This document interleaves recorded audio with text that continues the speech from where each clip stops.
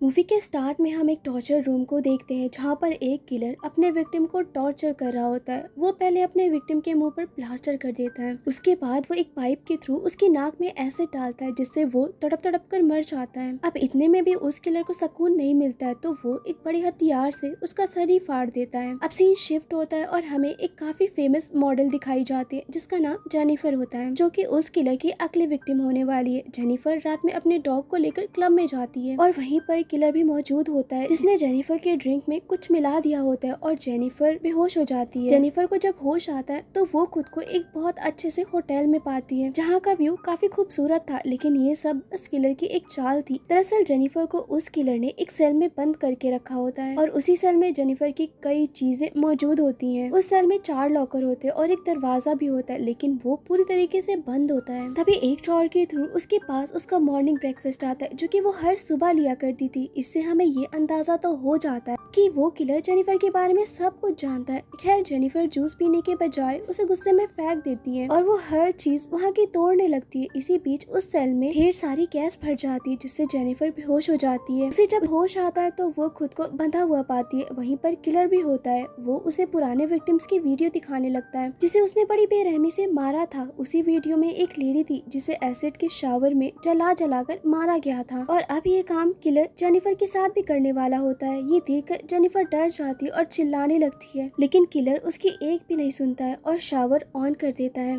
कुछ देर बाद जब जेनिफर को होश आता है तो वो खुद का मुंह पट्टी में बंधा हुआ पाती है और जब वो बैंडेज को हटाती है तो उसका मुंह बिल्कुल नॉर्मल होता है। फेस पर बस एक निशान होता है, लेकिन वो भी फेक होता है, यानी कि किलर ने उसके साथ प्रैंक करके उसे ये बताया है कि अगर उस किलर की उसने बात ना मानी तो उसके साथ आगे बहुत कुछ बुरा हो सकता है। कुछ देर बाद फिर से ड्रॉवर खुलता है और उसमें जेनिफर की मैगजीन होती है। उसी के साथ पहले लॉकर की चाबी भी होती है। जब जेनिफर लॉकर को खोलती है तो उसके अंदर एक ड्रेस होती है जो कि किलर चाहता था कि जेनिफर उसे पहने, लेकिन वो ऐसा नहीं करती है। ये देखकर किलर को बहुत ज्यादा गुस्सा आ जाता है और वो उस सेल के लाइट और म्यूजिक को बहुत ज्यादा कर देता है जो कि जेनिफर से सहा नहीं जाता और वो उस ड्रेस को उठाकर गुस्से में फाड़ देती है। ये देखकर किलर वॉल्यूम को और भी ज्यादा तेज कर देता है और इन सब में जेनिफर बेड के नीचे चली जाती है। वहाँ पर जेनिफर को एक शार्प नाइफ दिखती है जिससे जेनिफर सुसाइड करने वाली होती है, लेकिन तभी किलर रुक जाता है। ये देखकर जेनिफर समझ जाती है कि वो किलर उसे मारना तो नहीं चाहता है। दूसरी तरफ जेनिफर उसी शार्प ऑब्जेक्ट से एयर वेंट खोलकर भागने की कोशिश करती है, लेकिन किलर उसे पकड़ लेता है और इंजेक्शन लगाकर बेहोश कर देता है। जब जेनिफर को होश आता है तो वो उसी जगह पर दोबारा से बंधी हुई होती है और इस बार वो किलर अपना फ्रिज खोलता है जहाँ पर हम देखते हैं कि लोगों के कटे हुए पार्ट्स पड़े होते हैं। उन पार्ट्स में से किलर एक आंख,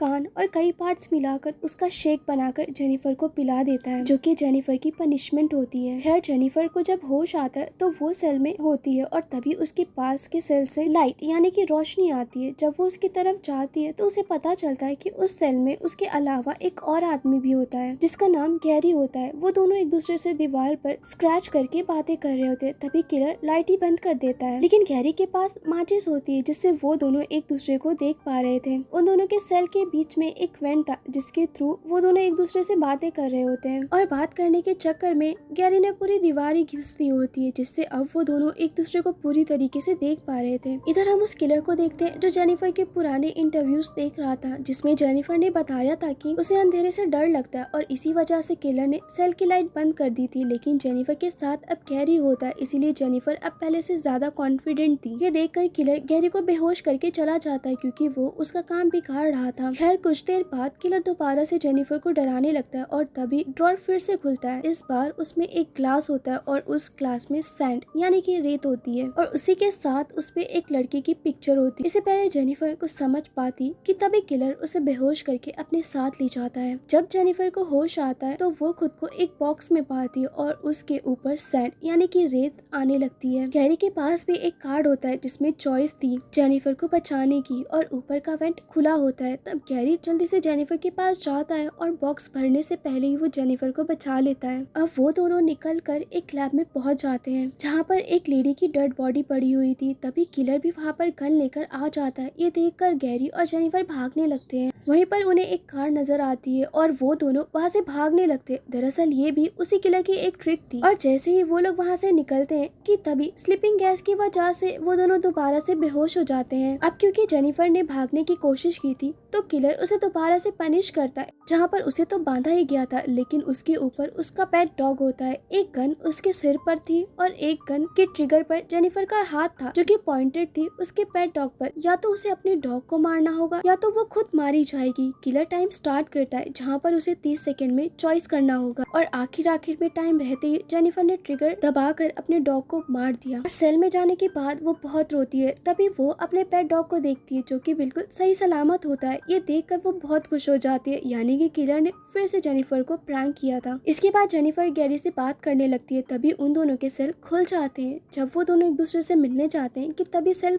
दोबारा से बंद हो जाती है, यानी कि वो किलर उनकी मजे ले रहा था। इसी बीच ड्रॉवर फिर से खुलता है और उसे दूसरे लॉकर की चाबी मिलती है जिसमें उसे एक ड्रेस पड़ा मिलता है। जेनिफर उसे पहनकर तैयार हो जाती है और तभी सेल का दरवाजा भी खुल जाता है। ये देखकर जेनिफर बहुत खुश हो जाती है और गैरी से मिलती है। तभी किलर एक वीडियो प्ले करता है जिसमें उसने अपने विक्टिम को बड़ी बेरहमी से टॉर्चर करके मारा था।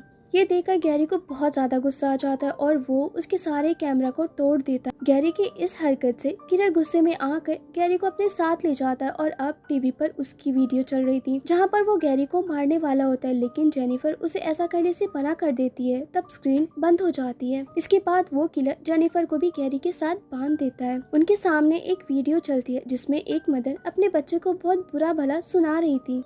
तब गुस्से में आकर उस बच्चे ने अपनी मदर को ही कई बार स्टैब करके जान से मार दिया और इसके बाद उसके पिक्चर्स ली। और ये कोई और नहीं बल्कि वही किलर होता है जो कि अपने अब्यूज का बदला लोगों से ले रहा है। इसके बाद वो किलर जेनिफर के पास जाकर उसके दांत निकालने लगता है। तभी गैरी चिल्लाने लगता है। ये देखकर किलर गैरी के ही दांत निकाल लेता है। इसके बाद वो दोनों को सेल में बंद कर दिया जाता है। अब यहाँ जेनिफर गैरी को पसंद करने लगी थी। इसके बाद हम उस किलर को देखते हैं जिसने घर के नीचे ही टॉर्चर रूम बना कर रखा होता है। इधर जब जेनिफर सो रही थी तो गैरी कार्ड को स्कैन करके ऊपर पहुंच जाता है। यहाँ हमें रिवील होता है कि गैरी कोई विक्टिम नहीं है बल्कि वो किलर का भाई होता है। और वीडियो में जिस बच्चे ने अपनी मदर को मारा था वो कोई और नहीं बल्कि गैरी ही था। यहाँ तक कि गैरी और गैरी का भाई दोनों मिलकर लोगों को टॉर्चर करके मारा करते थे, लेकिन गैरी को जेनिफर अब पसंद आने लगी थी और वो उसे मारना नहीं चाहता था, जबकि गैरी का भाई जानता था कि ये रिस्की है। गैरी बिल्कुल भी समझने को तैयार नहीं था। तब उसका भाई उसे मारकर समझाने की कोशिश करता है और इसी गुस्से में गैरी अपने भाई को ही स्टैब करके जख्मी कर देता है। इसके बाद गैरी अपने विक्टिम्स की फाइल को देख रहा था जिसमें जेनिफर भी शामिल होती है।